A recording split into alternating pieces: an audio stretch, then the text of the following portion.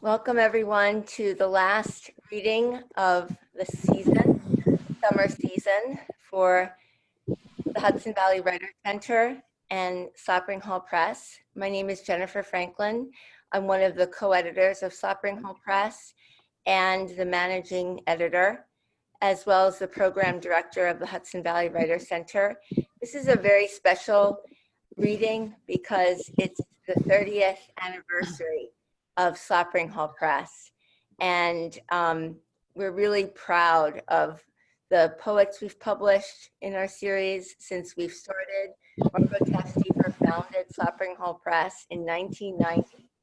And we have, we've published the Conversation chapbook series. Elizabeth Alexander and Lyra Van Cleef-Stefanon were the first, and Kimiko Hahn and Kimiko Bayer were featured in that series, and our most recent in that series is Troy Darracott and John Lundy Martin. And if you don't know, Troy Darracott will be reading for us at the gala, which is our annual fundraiser. And this year it will be on Zoom on October 30th. So please join us for that if you can, to help keep the center open. We need to raise $40,000 at that fundraiser. So hopefully we can pull that off. The tickets are $150 and they're $100 if you're a member of the staff or one of our volunteers or one of our students or teachers.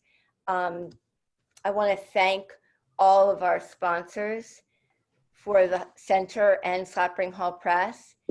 Hudson Valley Writers Center is supported in part by the Bydale Foundation, the David G. Taft Foundation, the Rotary Club of the Tarrytowns, Gannett Foundation, Alan B. Silfka Foundation, Sendara Foundation, Zand Charitable Trust, Westchester Community Foundation, Rockefeller Philanthropy, and Arts Westchester and NISCA, as well as all of our members, students, and guests. And I particularly want to thank everyone who donated today extra money for this free reading. We really appreciate all of your support. So I'm very happy today to be able to welcome Suzanne Cleary, who's going to introduce our three amazing poets. As many of you know, Suzanne is a beloved teacher at the Hudson Valley Writers Center. She's an amazing award-winning poet, and she's also a professor and a scholar. So please help me welcome Suzanne Cleary. Thank you. Our first reader today is going to be Nick Makoha. Okay, so here's my intro. Nick Makoha begins his poem entitled Stone with these stark and attention-galvanizing lines. The best thing I did was move my body from one side of the world to the other. This required a visa, which required a bribe. Born in Uganda, Nick Makoha fled the country with his mother due to the political turmoil that arose from the dictatorship of Idi Amin. He has lived in Kenya, Saudi Arabia, and currently lives in London. Makoha's debut full-length poetry collection is Kingdom of Gravity, published by Hol Press and shortlisted for the 2017 Felix Prize for Best First Collection. Nick Makoha first came to the attention of the Hudson Valley Writers Center in 2014 when Kwame Dawes chose to feature him in the multi-chapbook collection, 7 New Generation African Poets, published by Slapering Hol Press, which is the fine press imprint of the Hudson Valley Writers Center. The title poem of Makoha's chapbook, The Second Republic, begins, "When the hills were on fire, there were no angels to guide us. Only the equator was able to divide the land equally. Even the night took sides. Here's what the poet Terence Hayes has written about Makoha's book, Kingdom of Gravity. Nick Makoha's poems animate in the space between story and song. His sentences unwind, full of axe heads, shanks, short ropes, blades, some poison, and all its animal understanding. His imagery and insights are strung along on electrified syntax. Makoha's poem, Stone, ends with these two stanzas, describing one day of the grueling journey that he and his mother shared. As I sat with my mother at the steps of the court, drinking soda, waiting for one man to say yes, my mother said, "In Uganda, a bribe stops men doing nothing. It rolls away the stone." Her sips were slower than mine, each separated by this prayer. That's how the poem ends. Each separated by this prayer. With the last line of this poem, the reader understands that this poem has been a prayer, but in truth, we already sensed that it was prayer. Nick Makoha is a poet of the political and also a poet of the spiritual. Surely we are blessed to have him here with us today. Please welcome Nick Makoha.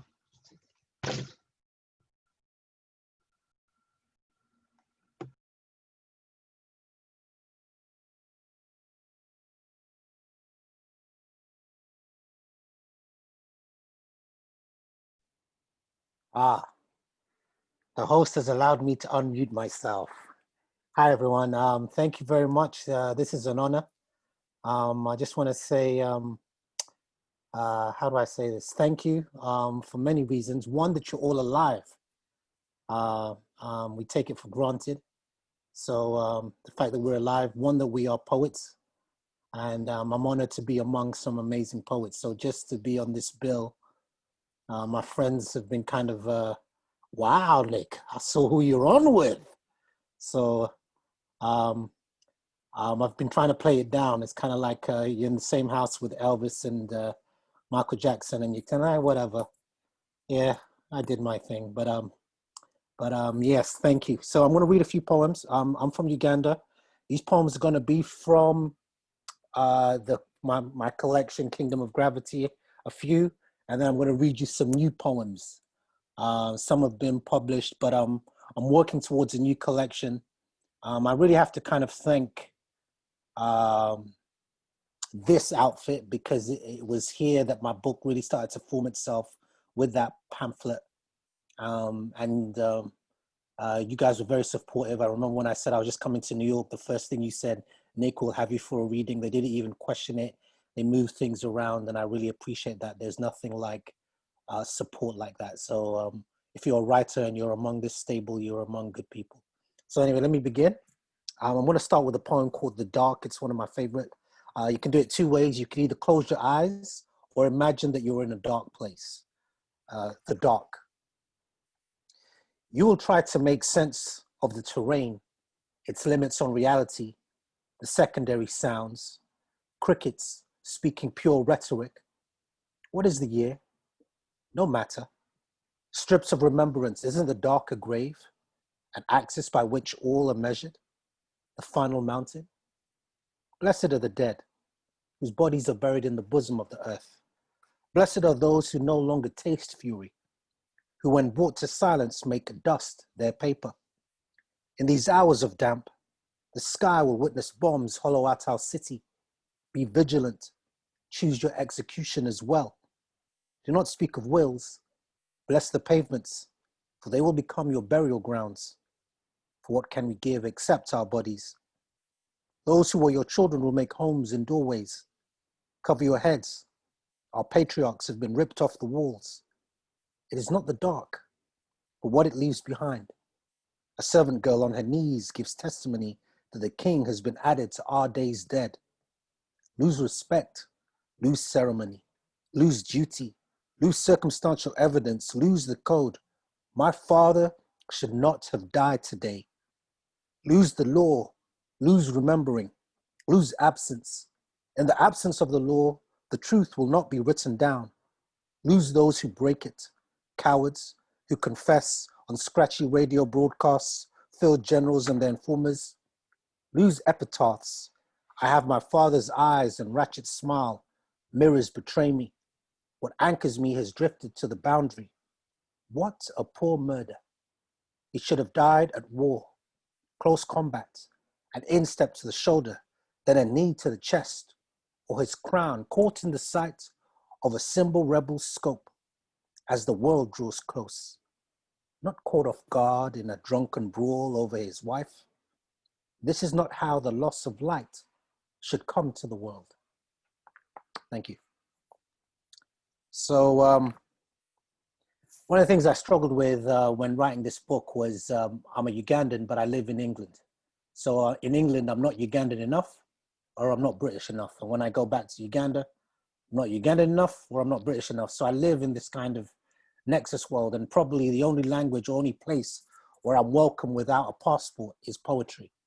So I had to figure out how to feel comfortable in my own skin from my own country.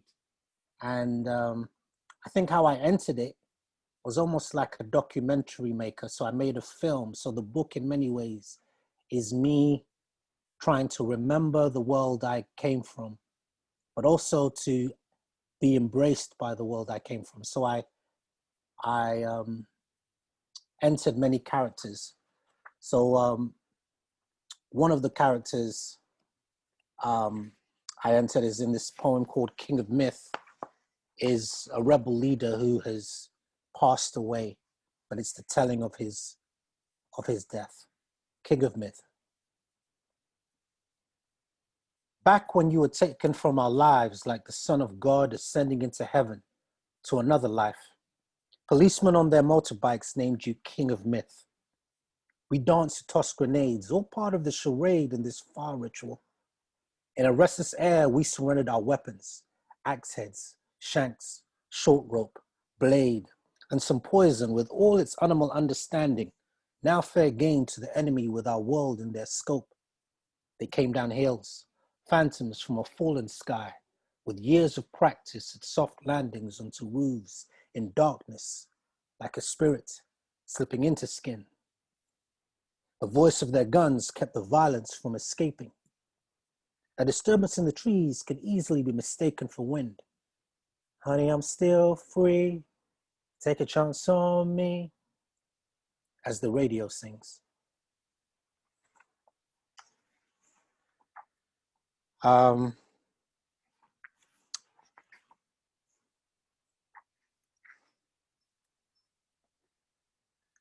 want to read you,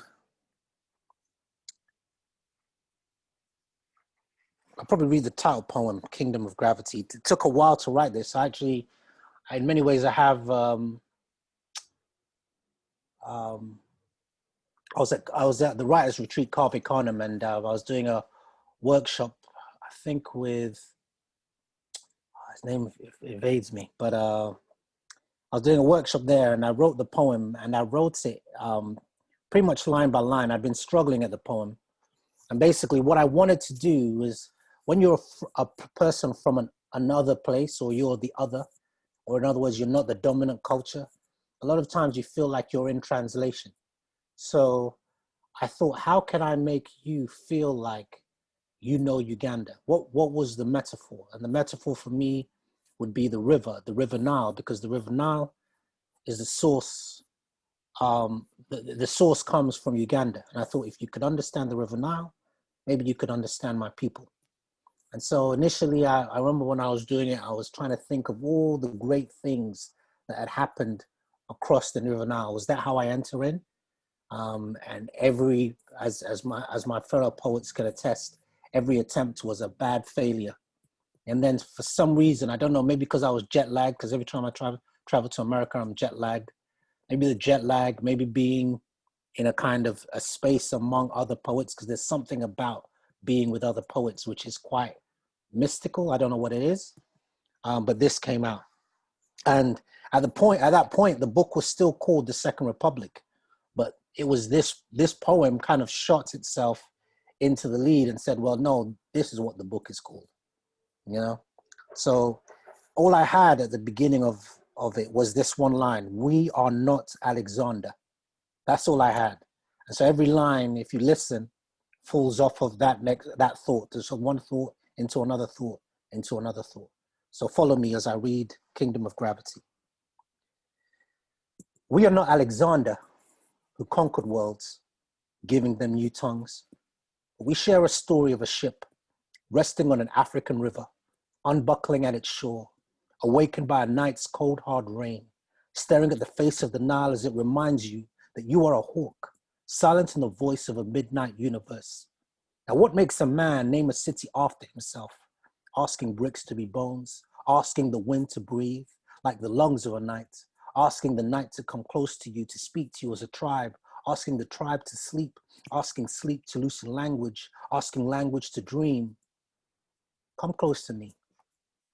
Can you not see that I am in search of fire? The unshapen song of light. In my mouth, a flame, spoken to me by the oracle. Like others, I was in search of a forest, a place to call home. But what can I tell you about the kingdom, about having the world at your feet? When you have seen all of earth's boundaries, you will crave for them in mirrors. You will search for them in streams. And when the river looks back at you, how can you be sure that nothing is lost? I'll just read one more before I give you a few new ones. And I think it would only be right to read Stone, because it was talked about. It's a short poem. It's kind of a love poem to my mum. I don't think my mum realizes how much she means to me. Mums can be irritating at times, but they are the best things in the world. In many ways, my mum is my salvation. I don't think I would have the life I have if it wasn't for my mother, her wisdom, her bravery. So this poem is a tribute to her. And I wanted to do it. What I was trying to achieve ultimately, as I said in the beginning, was to write a love poem that wasn't trying to be sentimental. So that was the accomplishment. Stone. The best thing I did was move my body from one side of the world to another. This required a visa, which required a bribe. The bribe was placed in the palm of a man with a gun. Took my mother's monthly wage packet. The man with a gun let you speak to a clerk. He too wanted his wage because it was his job to have words with the judge for another month's salary. The official wanted his bribe, so he listened to the clerk, escorted by the soldier, as he held his gun. As I sat with my mother on the steps of the court drinking soda, waiting for one man to say yes, my mother said, in Uganda, a bribe stops men from doing nothing. It rolls away the stone.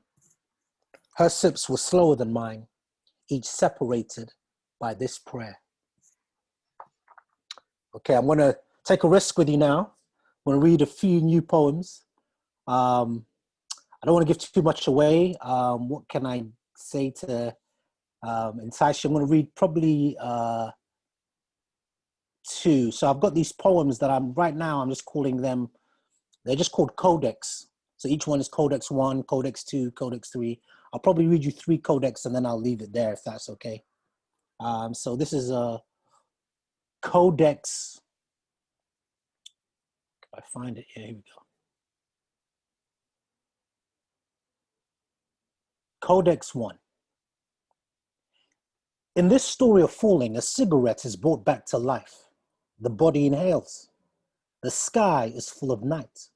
Soon, it will be dry season and the hills will rust, but tonight, the night keeps moving, the way that birds do towards migration.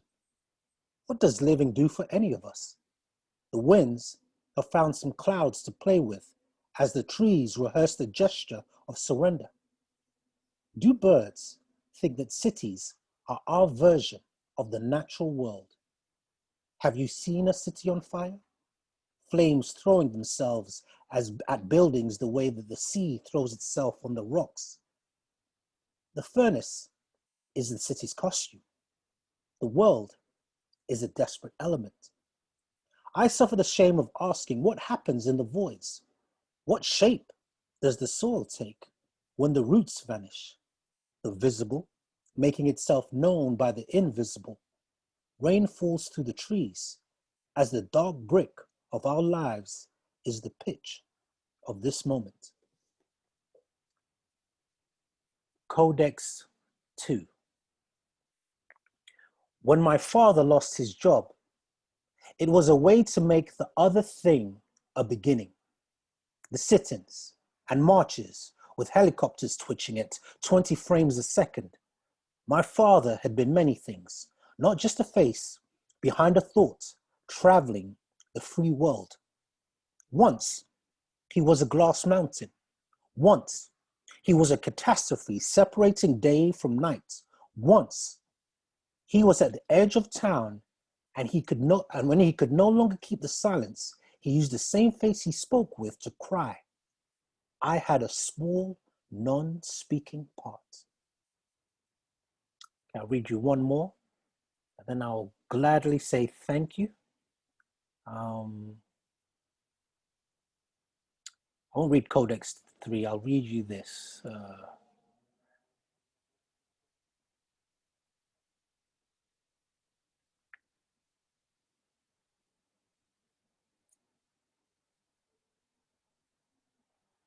It's called 11 Months Later.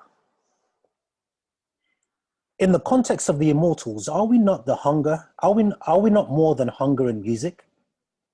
In the half light and slow heat, with the wind against our backs, I refuse to believe that my portion is freedom or death. My father's father was a goat herder, watching his flock as they searched for greener worlds. Sometimes days passed. The clear night skies were backlit by flame, his dark shadow reflecting against the autumn wood. The goats would line the riverbank begging to cross, to survive a thickening night.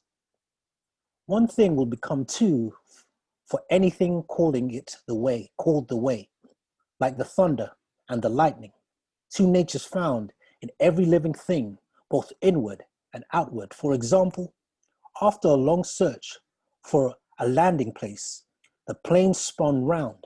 The pilot followed the world's curve, grinding the gears as he struggled to float a metal bird above the ground. I want to say, in those last moments, as the night faded to black at the edge of all there is, this story's ending was part of my beginning. Thank you.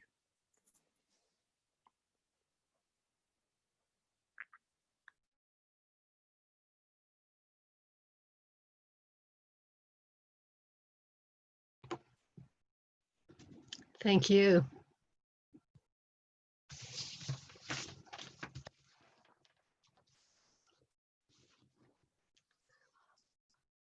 Introduction to Mervyn Taylor's poetry reading.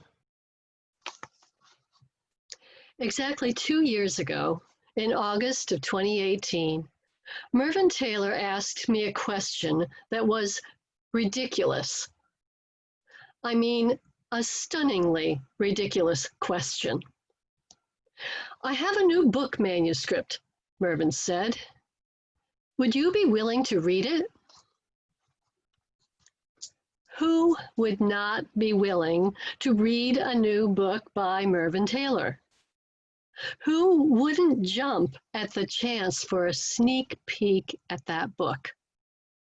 Yes, of course, I said. Merv added, I'm calling it Country of Warm Snow. And then he asked me another question, which I consider possibly even more ridiculous than the first question.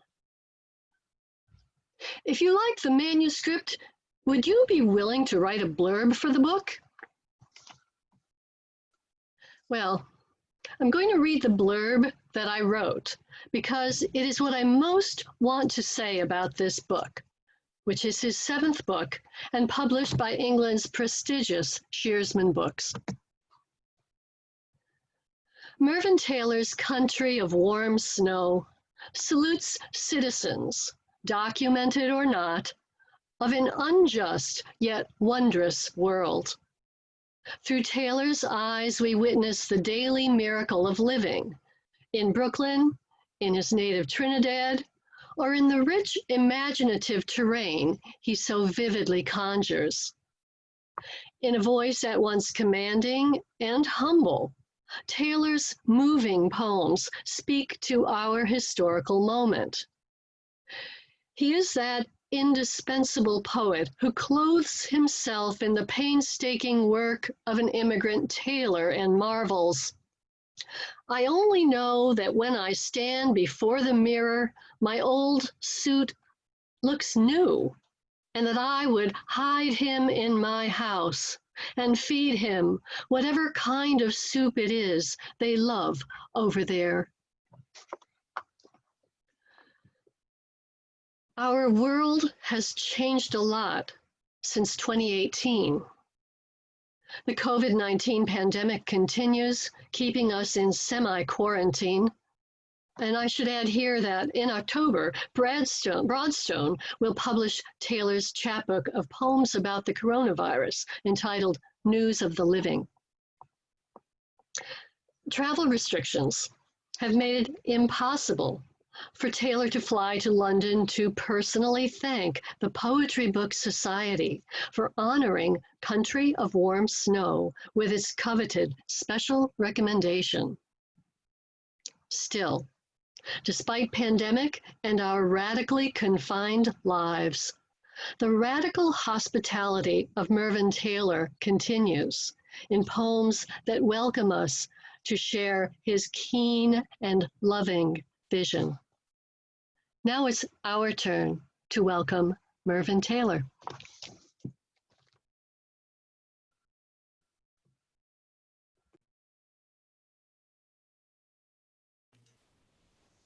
Thank you so much, Susanna. Suzanne, not Susanna. Thank you. I'm here in Trinidad, yes, in a special place, Belmont, Trinidad, where I was born. And so I thought I would begin with a poem that is about Belmont. It's called City of Tailors. And Derek Walcott gave it that name, and he's just quoting from him. Belmont, City of Tailors, seamlessly stitching June and July together.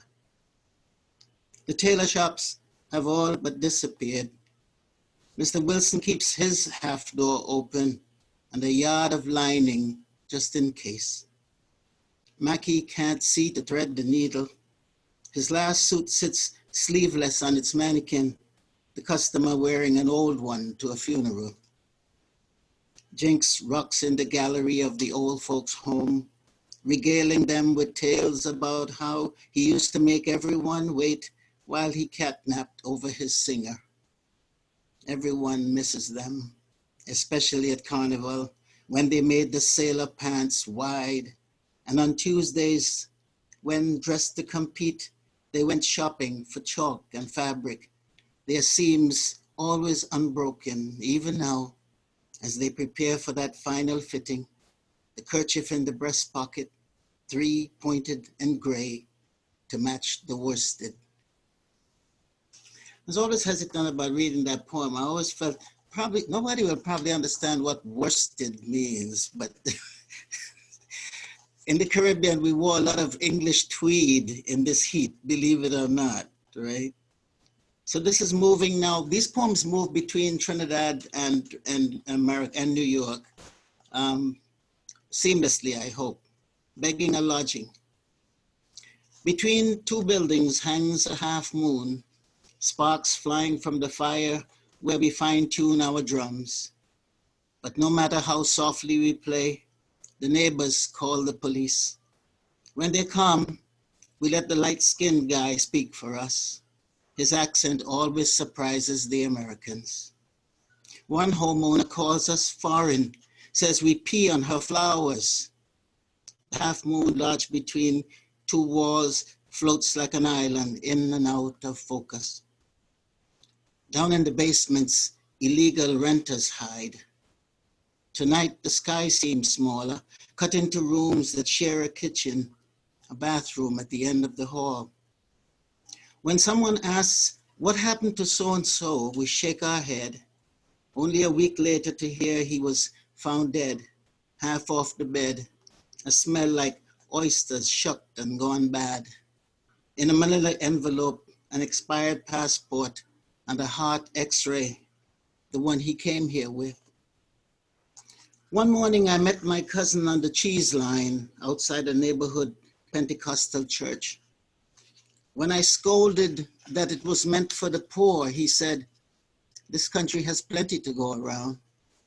This is why we came, I thought, for the chance to beg a lodging, for the moon, for the green cheese. 25. There's been in Trinidad, as everywhere else, a real rise in violence for about the past 20 years or so. And I'm hoping that this year, this 2020, with all of its madness, will bring change and will bring some sort of satisfying separation of good and evil. The school gate. Before he reached her, her killer had passed many people.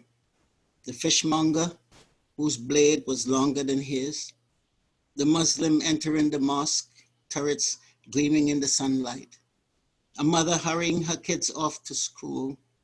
The owners of an antique furniture shop where he'd found a rocker to match his chairs. At the school gate, he passed the children lined up. Boy, girl, boy. She greeted them, unaware of his presence until she saw the fear in their eyes. And then, as they stood mouths open, superhero lunchboxes dangling from their arms, the children witnessed his stabbing motion, while she never screamed, only pointed at the gate they should go in. Please, dear God, go in, go in. I was going to read a poem called March of the Children, but it's a really long poem, and so I might just put that off and let you read that for yourself. This next poem is called Parables, and it's a poem written for a friend, a good friend, an artist friend of mine, actually a friend who did this painting that you see on the wall behind here. This is a Leroy Clark painting, and this is for him. Many years ago, Leroy made a decision to leave America and come back to Trinidad. I remember that day. When my friend Leroy decided to leave America, I remember him getting a haircut that last day, sitting in a chair in the middle of his living room, the rest of the furniture shipped or sold, only his plants still hanging in the window and from shelves. I watched the barber take his time as the sextons in the churchyard across the street folded their tents, their parables enticing no more visitors. They carried poles and canvas carefully like patients, closing the heavy church doors behind them. This, I thought, is the season that marks the end of things. I remember looking at the bare walls and Leroy, when asked about the plants, saying, let them die. His paintings, unframed and rolled, were out in the hallway, packed in long boxes that lay like boats. The next couple of poems I'll read are poems from my brother, who passed away 2 years ago, but who is ever present all the time he's here. Okay. The first one is a poem about a picture that I received from him when I was still in Trinidad. He went away long before I did. And I got this photograph from him, one of those small, little black and white, how it looked for Ansel and his wife, Margaret. All the years you were away, I kept that photo you sent, standing by a big black car with your wife, Margaret. You in a long winter coat, she in black fur. It was a small gray snapshot with a white border, snow all around, on the tires, on the windscreen, on your shiny black shoes, and on the windowsills of buildings behind you. I thought the car was yours. Years later, when you came home, you said it wasn't. It just happened to be on this wide street in Brooklyn where the picture was taken, where the snow seemed like it would never melt, and a good-looking guy and a pretty lady stopped and posed. Both their coats fell past their knees, and all the world for a second looked like it belonged to them. And this one, after my brother passed, and my friend's brother also, both of them, my brother used to be a boxer.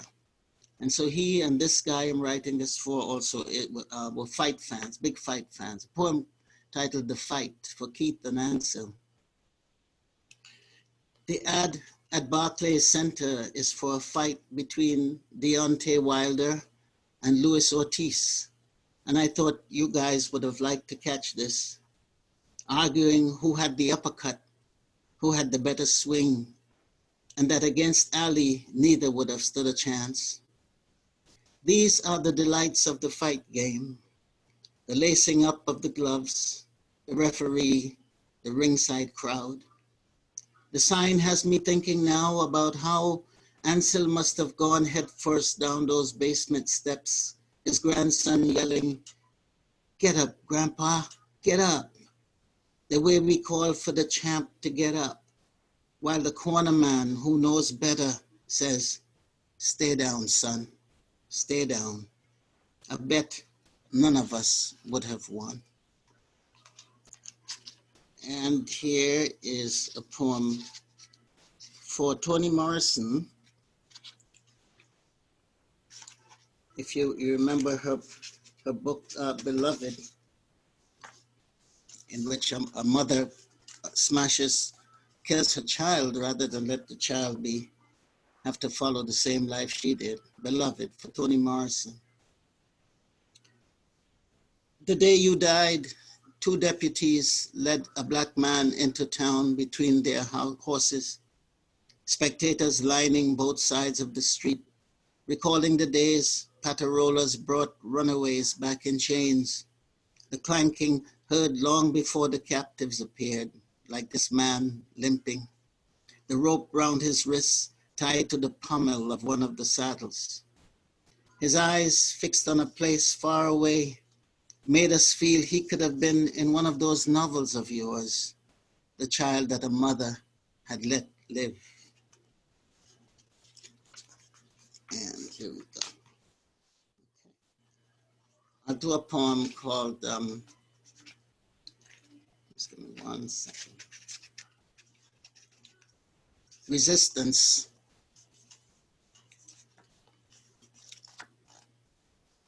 The workmen in my kitchen are tearing things apart. New cabinets, though I loved the old country style ones. The scallop trim I painted 2 shades of blue. I hide out in the bedroom, the walls shaking as they pound and break wood that comes away with creaks and groans, nails human in their holding. Outside, it's a hot one, protesters on the move. I feel compelled to mention them, their bravery. Only yesterday I came across a picture in the paper of myself and students I had encouraged to march down the street in the village. It might have been for Mumia. The headline's gone and I don't remember the cause exactly or what we were yelling. But now I'm thinking nothing gives way without breakage, without some form of damage to the old. The claw hammer in the hands of the workman, the nail powerless as he approaches. The battle for dignity rages in the nights and days, the homeless joining the campaign, the retired like me hunkered down, taking notes, witnessing how there must be dissent and noise, the very floor coming up the policeman's foot in mid-kick coming down. And maybe two more. My father's jacket. The book I dedicated to my father. There's several poems in here for him. And I'm happy to be reading this in the house that he built. My father's jacket hangs on a line outside on a day when it is snowing. The shoulders are soon covered with white, his body absent between the lapels. It is how I dream him in this place where he has never been. I speak to his shadow, his scent strongest at the times I am idle. In his quiet way, he takes note of my sadness, asks why I don't go home to the house that rises steeply at the back, so the steps must climb to meet the floor. It's where I fell once, into a bucket, my whole body fitting like a small animal. He said, "Boy," and left me to my mother. The jacket swings when the wind blows, loose, dancing by itself, and makes me remember the morning of his funeral, when his friends sat in the living room, and Telemac, his closest, asked if he could have it with its frayed cuff and collar, the two top brass buttons missing. I'll do one short little poem that's not in the book, which is my promise to always read something new. It's called Lines. What to do with all these poems? Shake them out at the top of a hill so they rattle to the bottom, where someone out for a stroll might scoop them up, hold them close, read the words that describe the way a fisherman struggles with his grouper, determined to make of it a lovely broth. Though the tale smacks his chest 100 times, read them aloud and wonder whom they were intended for. These lines, this fish. Thank you so much, everybody.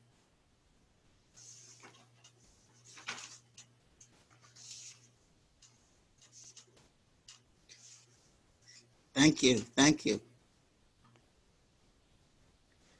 Thank you, Mervyn.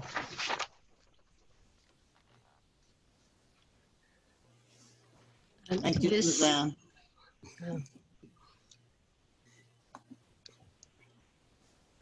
This is the introduction to Kimiko Hahn's poetry reading. One of the enduring images from Kimiko Hahn's new collection, titled Foreign Bodies, is that of the home where she was raised. The house is empty, for sale as part of her parents' estate, but there is something that makes this property undesirable to buyers. In order to reach the front door, one must brave a steep stone staircase. Hahn writes in the voice of the appraiser, "Honestly, there's no lowballing here. I mean, the stone steps, who'd want to climb them?" Well, Kimiko Hahn wants to climb them. She is always ready to climb. In Foreign Bodies, her 7th book, Hahn continues to scale poems characterized by ambition, stamina, and endless curiosity. In fact, her new book, Foreign Bodies, is based upon a curiosity cabinet at Philadelphia's Mutter Museum, wherein we find a penny-sized harmonica, a pea-sized magnet, batteries, jacks. These objects are small in scale, but large in resonance, telling stories of a vanished world. Adding to their curiosity, these objects had been, at some point, swallowed. But the poet is, forgive me, still digesting these and letting them elicit her own stories. The poem titled Curiosities inventories a familial cache and begins a plastic wishbone, a pearl button inside a plastic baby mug. Note the precision, the delicacy, and the danger. When you buy this marvelous book, you will delight in seeing words scooting across the page like pearls pouring from a necklace, scattering onto the floor before they roll to a stop. We see Dad's pocket knife with mother of pearl handle and Mother's choker of spiked coral beads from Florence. Small wonder, I say, that these people created a laser-eyed poet. In her poem, Likeness, Hahn writes, I am fluent in on the fly and on the sly. And she ends the poem thus. It's crucial to pay attention. Yes, I tell my daughters, pay attention to attention. You are here today because you already pay close attention to this poet. Please welcome Kimiko Hahn.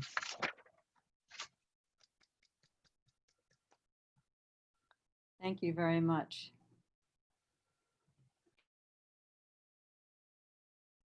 Am I unmuted? Let me see. I am unmuted. Great. Thank you so much. Thank you, Jennifer and Margot and Suzanne, everyone from Slapering Hol. And what a pleasure to read with Nick. Congratulations. Nick, I have to say that oftentimes I find that how people describe their writing, how they came up with a poem is sometimes more interesting than the poem itself, but not for you. Your description of writing the poems and the poems themselves were just really interesting. So thank you for that. And Mervyn, what can I say? What we read together decades ago, and you are a master of closure. Those poems were just fantastic. Suzanne, you probably don't know this. There's no reason why you would, but the unsaleable house, which my sister and I finally did sell, is in Pleasantville, very close to Slapering Hol, a town away from Terrytown, and also where the bookstore is. So thank you very much, Village Bookstore, from my hometown that where I grew up, very close to where Pace College is still. Okay.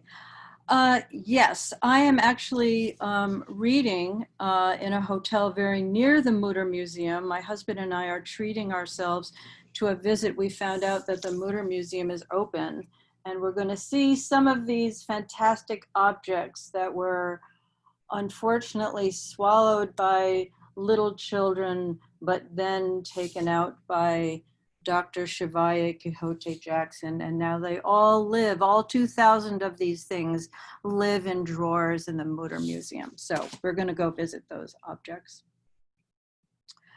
As I was putting together the manuscript that would become Foreign Bodies, I was thinking a lot about how objects possess us. Capitalism is the extreme, consumerism, right? But also certainly in my personal life, especially when it came to my father, who ended up being quite a hoarder. So as my sister and I were going through his home, we had to deal with a lot of things. Many were quite precious, and a lot were buried in junk mail. I'm going to start out with a very short poem having to do with his hoarding. A note: some bird parents mash up the little baby's food before they feed it from its beak. and also netsuke are small Japanese carvings. I'm actually reading from a doc on my screen, so I have to sort of go back and forth a little bit here. This way I don't have to look at myself. I can just look at the screen. One of those dilemmas reading on Zoom. The nest in winter. In the father's shadowy hoard, pillows belch feathers across mattress and floors.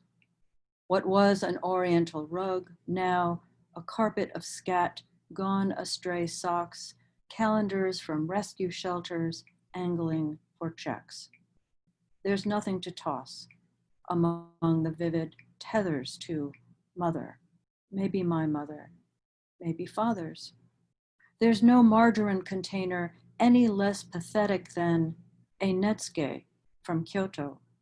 No expired sardine tin less urgent than a dozen aerograms. No receipt less intimate than their honeymoon photo snapped in the local aquarium. The adult daughter takes in the spew, pablum, that a bird feeds its nestling.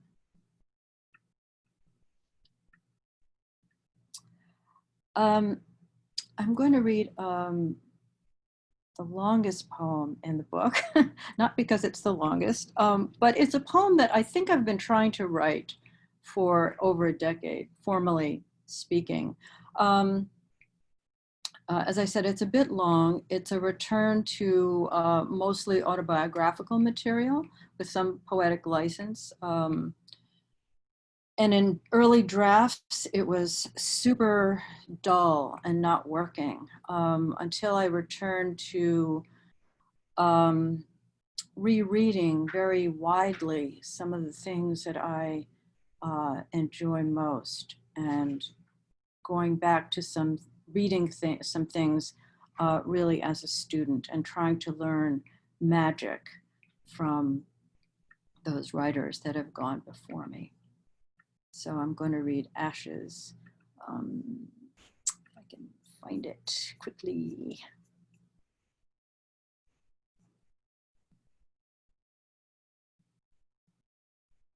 The Ashes. The puppy snarfles to be let out, and I wake to radiator gurgling, then feet crunching the reticent snow. Before I was born, mother sewed her own suits. What do her ashes know? Father shoved snow off the supine roof. Mother crafted Christmas ornaments, glue and glitter and red balls. No tinsel, no angels. Her death started in the living room. For bonsai, pliers the size of a nail clipper, spools of wire, and a fist-sized rock. One bore a petite pomegranate, never to eat, not to touch. Her death began with a baseball bat. In the vineyard, he secured the strongest cane, from training stake to fruiting wire, pruning with handsaw and lopper. He'd leave a spur for the next season. He shoved her away with direct objects. In a cold snap, if one pipe freezes, the rest may freeze as well. Even before the puppy stirs, even before a baby sister arrived in mother's arms in the misleading car. After the war, after she met father, she smoked menthols but didn't cha-cha anymore. She'd light up and blow smoke out the apoplectic window. He found the ashes on the sill. Fireflies winked for mates or prey outside the savvy window of my own first home, where I sewed a dress too smart to wear. On the stereo, a blues man cried, "I need my ashes hauled." I tucked away our baby's pink layette in circumspect mothballs for a christening that never took place. As well, a doll that anti-crocheted. More than anything, I love tidal pools. I know her ashes are at father's, lost in his charnel of junk mail. He claims that thieves have stolen the box, his knob cutter, and root hook. He says, ashes aren't remains anyways. Winter stripped everything to limb and dejected nest. No angels, no creche. I don't know whose recollections are suspect. After leaving Maui, mother learned to swim. She loved tidal pools more than anything. In my kitchen, the logs blink in the fire. Through blinds, the wind blusters and brow-beaten trees creak in the orchard. The rain pours, then stops for sun. If he lost mother's ashes, what more could I stand? Omusubi tastes best on black beaches. Because mother never learned to swim, she watched her 5 brothers from a blanket. On the intransient subway, I can't recall if I've passed my station. Metal smells of being fertile again. His mother said her social station. Mother showed our little girl how to sift flour and how to crank an egg beater. After father lost her, he barred us from his rooms and yard, where at night long red worms slithered up from the ground. Mother's ashes know, before the puppy snarfles, father shoves snow off the supine roof. For bonsai, use pliers the size of a nail clipper. In the vineyard, the strongest canes. In a cold snap, a hair dryer on frozen pipes. Fireflies winked for mates or prey outside while I tucked away my baby's pink layette. Mother's ashes know their box is in the living room, where she didn't cha-cha anymore. Where has winter stripped everything to the nest? In my kitchen, the logs blink in the fire, and I know musubi tastes best on a back shore. I know too, she doggedly showed granddaughters how to graft flowers.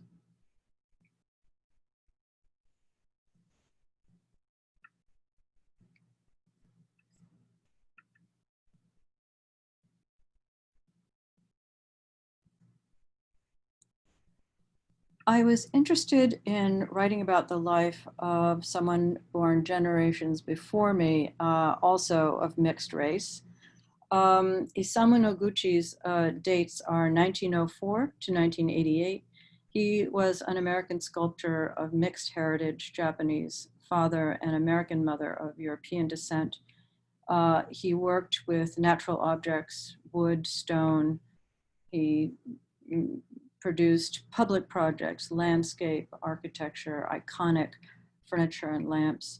And during World War II, because he lived on the East Coast, he was not incarcerated in the Japanese American internment camps with 120 citizens of Japanese descent, but he volunteered to go to the Poston camp in Arizona, hoping to make a better life by designing a sports field, a swimming pool, and a cemetery. And I learned about this because I read some letters that were on display at the Noguchi Museum in Queens, New York, which has stunning examples of his poem. I'm going to read this. It's also a little bit long, not as long as the last one.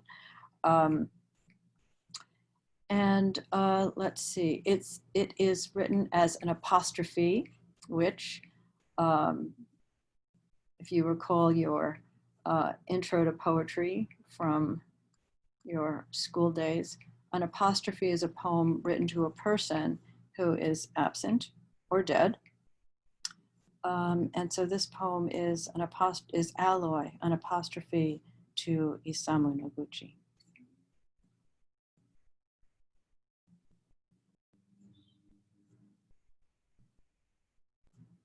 And here it is. Let's see.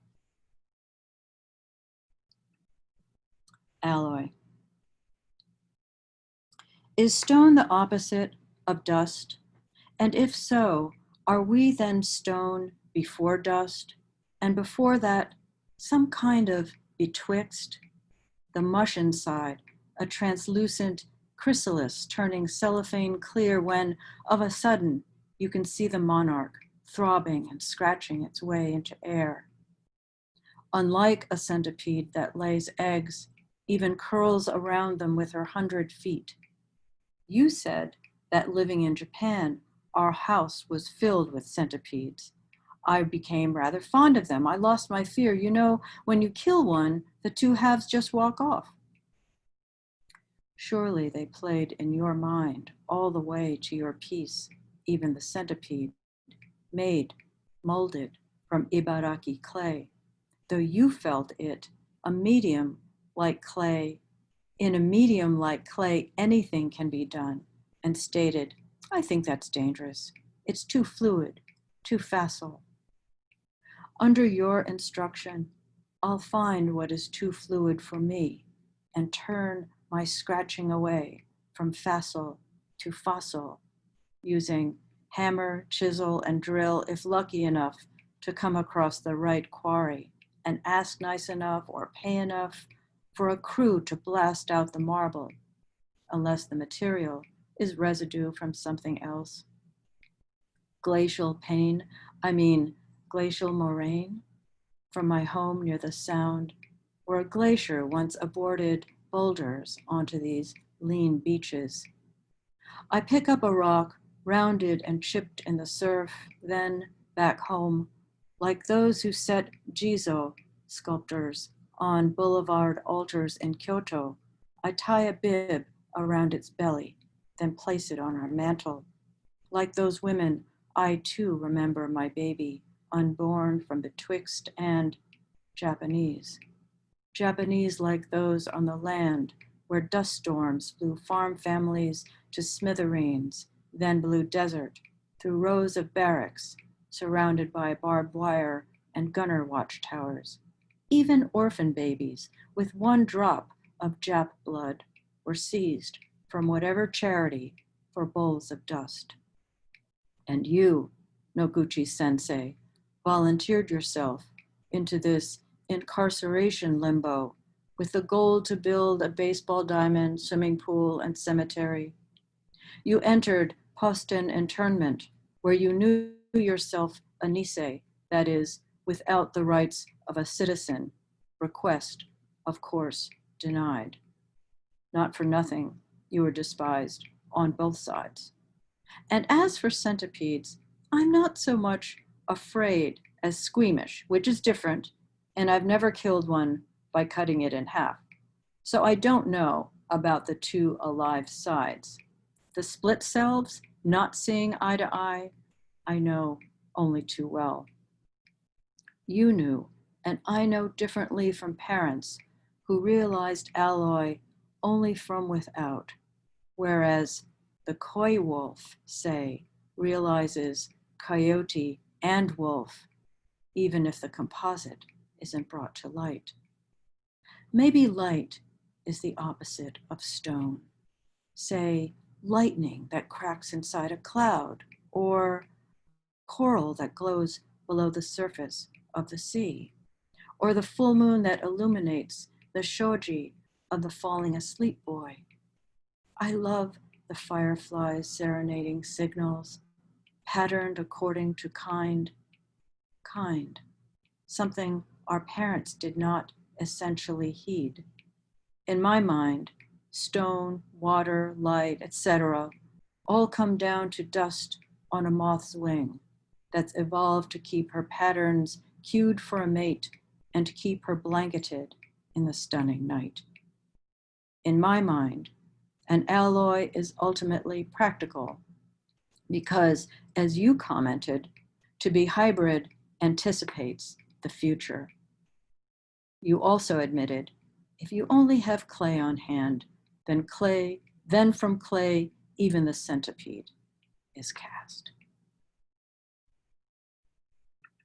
I'm going to end with a very short poem. And it was written using a New York Times article. And the title is from a dinner conversation I had with a bunch of people. A daughter. After being asked if I write the occasional poem. After leaving Raxruha, after crossing Mexico with a coyote, after reaching at midnight that barren New Mexico border, a man and his daughter looked to Antelope Wells for asylum and were arrested.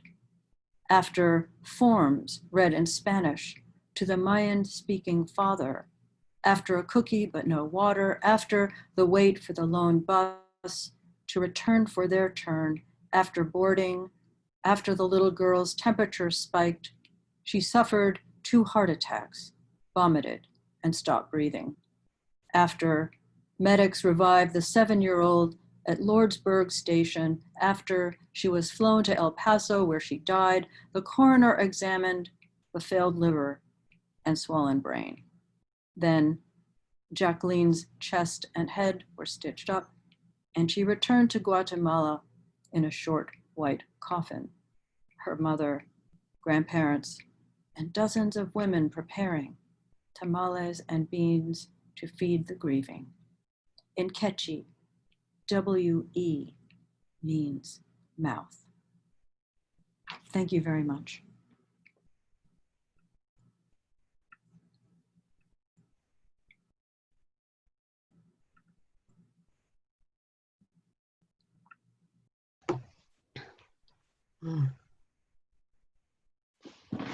Thank you for that reading. My pleasure. Thank you all for your readings, and to Suzanne for the wonderful introductions. It's so great to see all of you here today. As you can see, please, poets, look in the chat. Lots of great comments. Everyone was so engaged. You could hear a pin drop, even if you weren't all on mute. But you can unmute yourselves now. Let me allow you all to unmute yourselves so you can ask questions of the poets for our Q&A.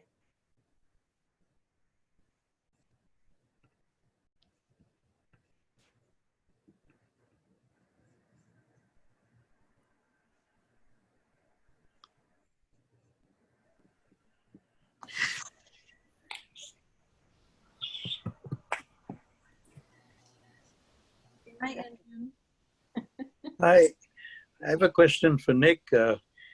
Nick, you or if I may add myself, would ever feel comfortable in our skin at all? I mean, it's impossible in the refuge of poetry, no? I don't know, but what's your thought on that very deep question in your poetry? Well, just listening to the other poets, I find an affinity in this. There's always a searching of the self, not in a kind of egotistical way, but a searching of understanding. So I always say when I'm writing a poem, I am not myself. So there is this version you know of me. So whether you like this version of me or not, the poet version of me is totally, he has no interest in this version of me because he can't be limited by my understanding. So, and then the poem is a connection to bigger understanding. So if I try to write a poem from my understanding, it always fails. It's like lead weight. But if I try to release it, then I was a friend of mine, Roger Robinson, just won the T.S. Eliot, and he did a reading at Edinburgh this week, Monday. And what I realized is that he is now learning what his poems mean after he wrote them, because the poem is better than the poet. Very good. Yeah. So, well, if you're doing it right, I mean, if you're better than the poem, you're doing it wrong. So, and that goes for anyone. you know, whoever you want to think of, Walcott, you know, you name Ruth Fidel, you know, any poet you name, you know, Mervyn, you know, like that, you know, Kimiko, the poem is doing more than we thought possible. So I think why poets run to the poem is because if you feel like you do not belong, the poem can the realms of the poem can welcome you, or at least entertain every thought that you presented. And the world is not always so welcoming. Wonderful answer. Thank you. Yeah, good job.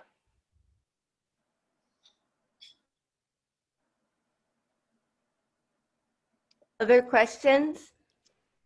I just want to say thank you, Mervyn. It's been a pleasure seeing you. I'm here in Orlando, Florida.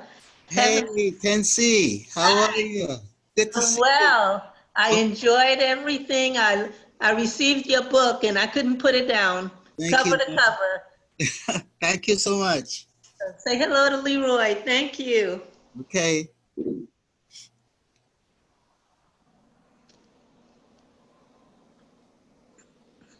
I have a question for the poets. If I don't, can I ask a question? Yeah, I just want to ask because I'm working on my next collection, but what is the learning that you get from collection to collection? Because, and do you write collection to collection, or do you write poem to poem? Yeah, because Poem to poem. Poem to poem. And I think they begin to establish their own pattern after a while, you know. And there's always a hint from someplace that somebody will give you something that will help you to join them all together some way. Yeah. I totally agree with that in terms of poem to poem. And I love your answer to Indran's question about the poet's relationship to the poem. I think that's just really smart. I guess I would just add to what Mervyn was saying in terms of poem to poem that I tend to get obsessed or super interested in things or themes or stories. Sometimes I write sequences with the hope that maybe one or two of those pieces in a sequence will last, and then I'll write something else. So I tend to just get sort of caught in a kind of vortex of something or other. So possessions, objects, my last two books were on, a lot of it was based on science, because that's what I happen to be obsessed about. So I think some people write books that have to do with projects. I tend to just write and become obsessed, but as I shape the collection, they look like quote unquote project books. So it can go in both directions. Books that are written as a project sometimes can sound really flat because things are written towards the project, not towards the poem. So I really like what you said about poem to poem. I think it has to be poem to poem to kind of take that work and to make sure it's on whatever sound you want. Yeah, you're right. I think the sound has a lot to do with it also, right? What particular voice you're in for a stretch of time. And sometimes that voice is what will make you realize that one poem recognizes another or rhymes with another, you know. And so sometimes you have three good poems, but you realize one of them simply just does not belong, you know what I mean? Sound, I think Baraka is who said it's not so much what you say, but how you sound. And how incredible sound is in terms of understanding the poem, right? Just to put one more word in there, Tony McNeil, the Jamaican poet, and if you know that name, Anthony McNeil, he was a different kind of human being. I mean, I don't know anyone who was so preoccupied with poetry. I mean, he lived poetry 24/7. There was nothing else. But he used this term. He says, sometimes he said, I write manuscriptively. I've never heard that before, but I write manuscriptively, meaning that he knows exactly what he's going to put in here and what it's going to be about. I don't think I can do that. Like, it comes after the fact, I think. I remember hearing a friend say that in the old days, typewriters, you know, he'd type and he put the poems in a stack, and when it became, you know, That thick, yeah.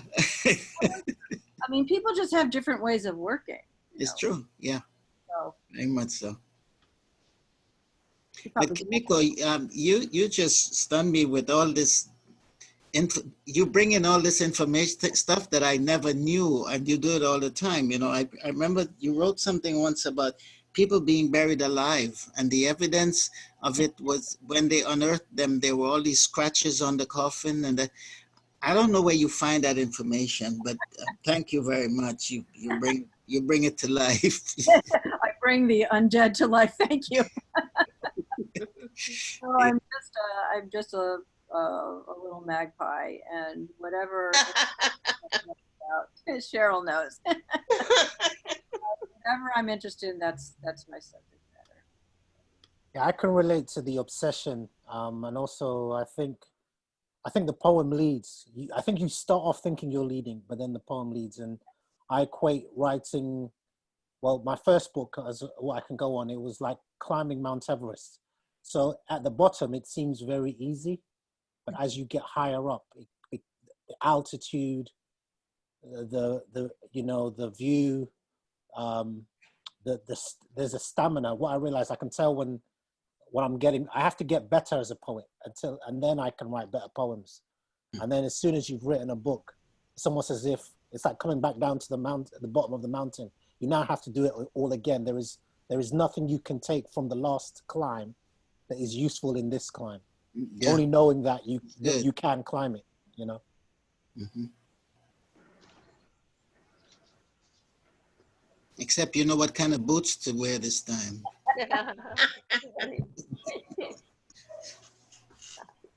Hi. Hi, Erica. Hi there, Mervyn. Hi, Cheryl.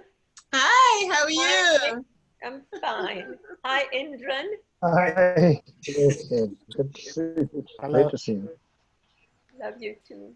Happy So- about Are you in Trinidad or New York? New York. Okay. Yeah. Thank you to all the readers. You've made my day. Thank you, Shara. Yes. Thank you.